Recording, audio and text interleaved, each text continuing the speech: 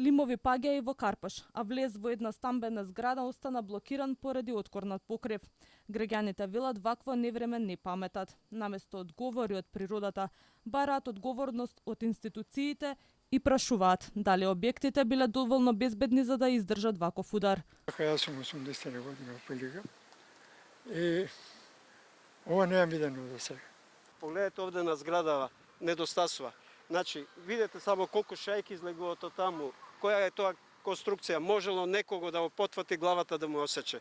Значи, на вистина, тие лимари, тие лимени крови што се стават, читав на интернет дека во Карпош веќе еднаш паднал тој лимен кров, повторно ставено и повторно истиот паѓа.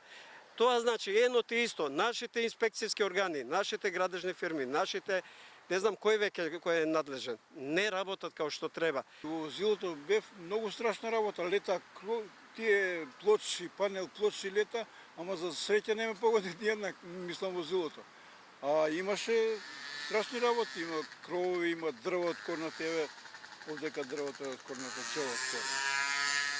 Има некои крови сега на 3 згради е исто е работено, едниот кров се одвил, значи не е добро направено тоа на времето и сега ќе си трпиме штета.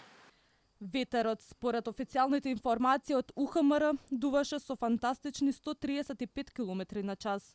Денес па ќе биде ветровито долж по Вардарието. Во делови од Скопската котлина исто така, во источните делови од котлината ќе биде поветровито, ќе дува и засилен северен ветер, но нема да надминува брзина од 50 км на час. Ќе има услови за локална нестабилност во делови од котлината во текот на денешниот ден, но со слаб интензитет. Под налетите на ветерот не попуштија само стамбени објекти.